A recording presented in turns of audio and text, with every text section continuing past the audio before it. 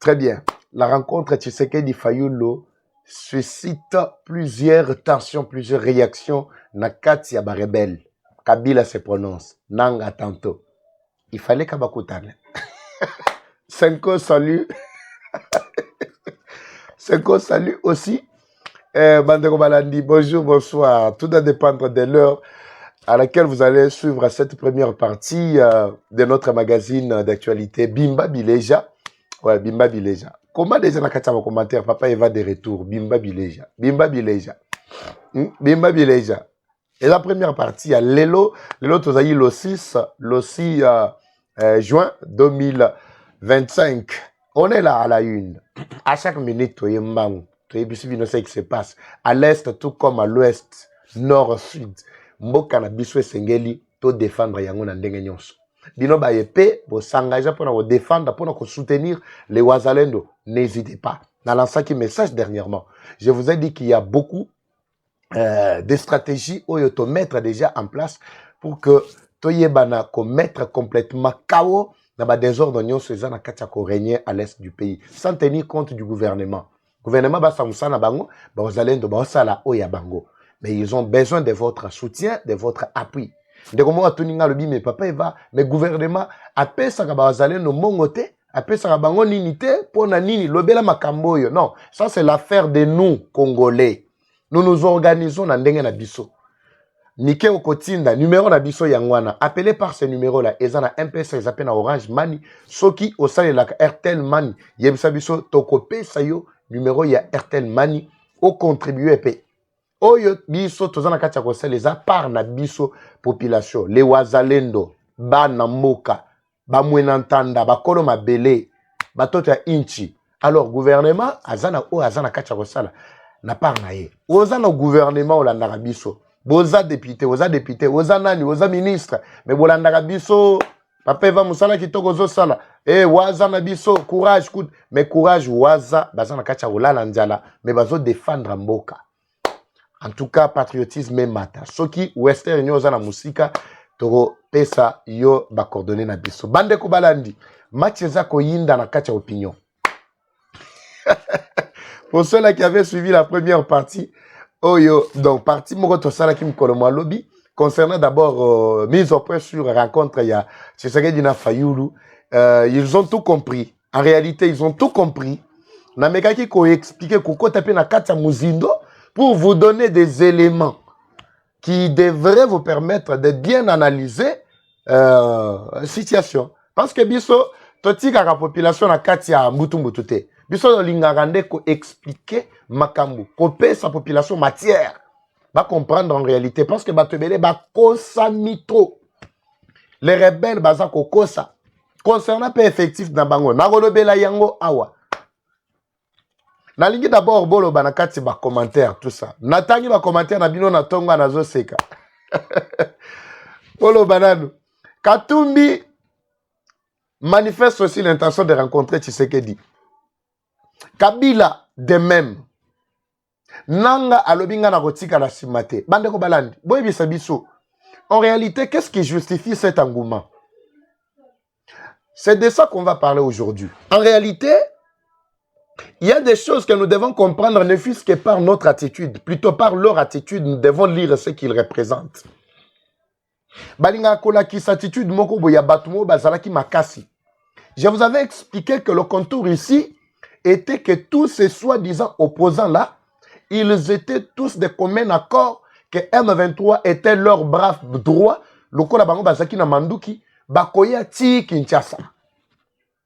Tango bakozwa Kisangani, bazui Kinshasa, bazui koto nyonso, automatiquement, Tshisekedi devrait céder, balinga babengana Tshisekedi na pouvoir par force. Il ne savait pas la carte qui s'est jouée en interne aussi par Tshisekedi. Malheureusement, bazai koyo kabisote. On expliquait tout ici. Techniquement, Tshisekedi a joué qui a connu d'abord deal entre Amérique et RDC. Ça a été une plus grande victoire. Et surtout avec cette dame, en tout cas, dont je loue encore les mérites, je continue à féliciter Kayukwamba Bandeko, en tout cas, impeccable. Diplomatie à Katie Betami. Non seulement il y a qu'à réussir deal entre RDC et Amérique, mais plutôt il y a qu'à déstabiliser complètement Rwanda sur tous les plans. D'abord, côté ça, Rwanda, na classe master, il y a diplomatie. Non, classe master T. Rwanda, ça qui n'a pas primaire, n'a pas même na maternelle. Côté c'est bandis koko tangi, c'est que c'est la diplomatie. Rwanda a cessé complètement d'utiliser la voie militaire en optant aussi la voie diplomatique. Memi le kona ibi sakabino ke boebi mpongo ti. Boebi mpongo azalaka soka memi ayepo na kopiko la nyoka. Jamais akobunda na nyoka na terrain na ye na matiti non. Pongo soka ye akopiko la nyoka matina likolo na mupepe. C'est comme ça que ça se passe. Un oiseau très sage, très intelligent. A commémorer na terrain na ye wa moni que no terrain o eza facile pour na kobunda bitumba tina suka. Pour ceux qui a tikali na kati ya terrain ya nyoka ko éliminer ye parce que nyoka zana makasi na terrain na ye na zone de confort na ye. Malamu il faut ko bimise na zone de confort et commémorer likolo na mupepe. Nyoka ko kaka mupepete. C'est ce qu'on a fait du Rwanda. Rwanda n'ayant aucune expérience, pas de tactique sur le plan diplomatique, Kayikwamba na Tshisekedi, memi Rwanda Kagame tina mupepe. Ameli pema. Et le bana bakino ameli pema. Ameli pema complètement. Si bazo memaye likolo, yaza ko utiliser manduki. Koto écoute chapeau, les combattants, les résistants wazalendo continuent toujours à faire leur travail. Naoya Kotala Bino, ne vous en faites pas, je suis avec vous, bandeko. Dans un monde déjà, Bani Moussous Koto Ezo, Ezo Pela. Je vais revenir sur ça, ne vous en faites pas. Alors, Amemi Rwanda Nakati Yamupepe. Nakati Yamupepe, jusqu'à ce que Rwanda s'est vu complètement abattu, complètement Nakati impossibilité d'agir. Awatozoloba, Rwanda n'est pas seulement cloué au sol, mais aussi a donné la chance à Tshisekedi pour passer à la deuxième vitesse de croisière. Deuxième vitesse, Ezali, il y a qu'à obtenir la place au sein, il y a Nations Unies. À obtenir place dans les Nations Unies en tant que membre non permanent. Membre non permanent dans les Nations Unies, Ezanine, Elingi Kolobanine. Papa va expliquer biso makambo na bien pour te yoka ki yango pena bien te. Mais avant de côté na muzindo, il y a diplomatie au memaki Rwanda, nandenge vraiment Congo a commis le plus grand nakati ya masolo wana. Na ligito tikela na no moi extrême ko pona ko faire encore plaisir na bande ko na biso. Ndeko mo alobi papa va me otieka mbala moko esili okati biso sentiment. Falo tiela biso nanu nini oya kolofuma totala nanu bien. Comme ça, on expliquer biso makambo bongiseli biso ya biso bana Congo central. C'était pour faire plaisir na bana Congo central. Et puis na revenir ko expliquer bido ba contour nyonso wana. Ici je vous dis que on a retiré la bino. Ezalité que ezama solo déjà banquette na salaki nono ezaka illustration relaxa bino que tozalaki na bamboka nyonso.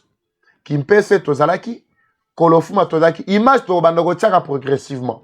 Tozalaki matadi qui presque partout qu'on a na Congo central pour permettre à ceux qui bandeko na biso Congo central baye ba ce qui se passe na mboka to na province ba oyo pe ba bunga ba mona ni na bango si matokotie la binopo ya Martin Fayulu et on peut revenir pour détailler Maïna Bongisel Bino Mukolo Mwalelo. Suivons d'abord ça, on se retrouve tout juste après. Congo central déjà Kolofuma on peut la base base Kolofuma déjà des aboy. Donc qui a déjà ma solo na cadre tu ya système na biso mo mesano awa pena matadi tokiti boma mwanda awa tona Kolofuma pena place kwanga mangwele kwanga mo pembe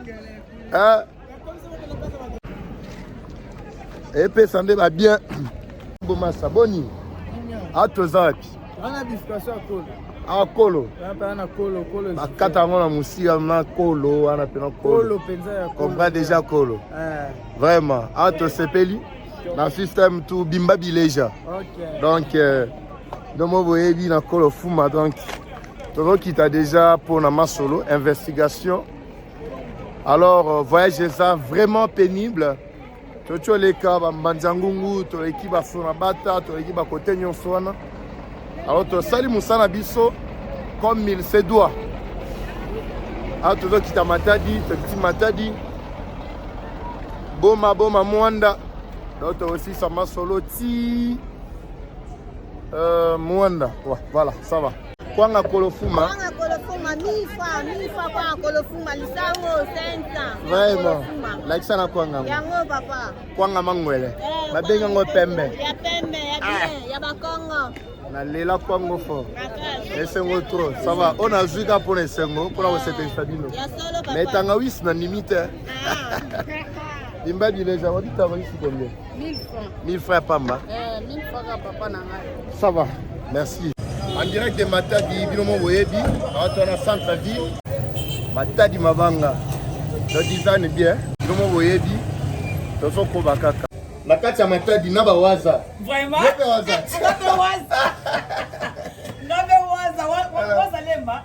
Wazalendo. Wazalendo. Ah, si, Wazalendo. Vraiment, donc, Tolanda, quand vraiment 5 sur 5, vraiment. Il y a Solana. En tout cas, vraiment, on est vraiment ensemble avec mon frère que j'aime beaucoup. Il y a longtemps, vraiment, en tout cas, vraiment, je suis vraiment assailli de mouvement, vraiment, ce soir ici. En tout cas, donc, vraiment, na sepeli. Vraiment, vraiment. Au basi nangai. Ndako nangai yango. Et c'est qu'à route, vraiment, akende bougement ya zo mabo. Boye tout sa base ça. Donc on a Kikanda donc la Congo central matin. En tout cas c'est trop vraiment Mama Mouani. En tout cas merci beaucoup. À bientôt. On continue déjà Binomo Boyebi. Mathieu Betama na sisa bimba bileja bana matadi tout bambote belé. Le bisabino que tozala na mabele tozala na mabele. Nous salons salement. Eva Patrick Bimba dit déjà toujours. C'est parti.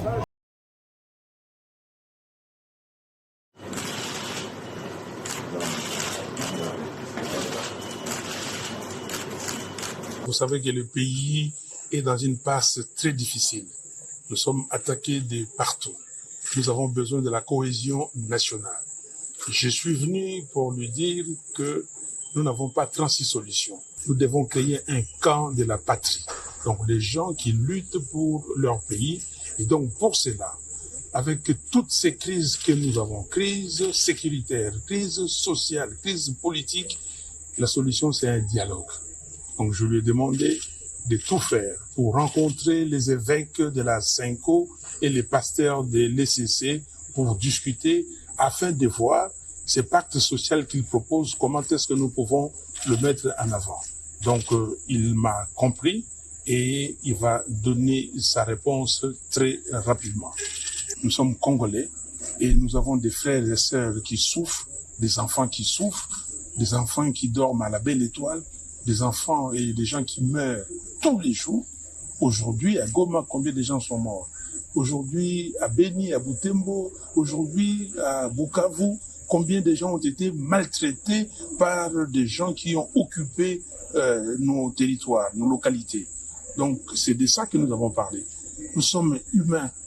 Nous avons lutté dans ces pays. Nous n'avons pas lutté pour que demain les Congos soient balkanisés. Voilà, nous avons dit, lui et moi, et nous sommes dit que jamais sous notre ère que le Congo sera balkanisé. Je suis venu pour ça et pour insister que le dialogue est nécessaire et qu'ils reçoivent les pères spirituels. Merci beaucoup.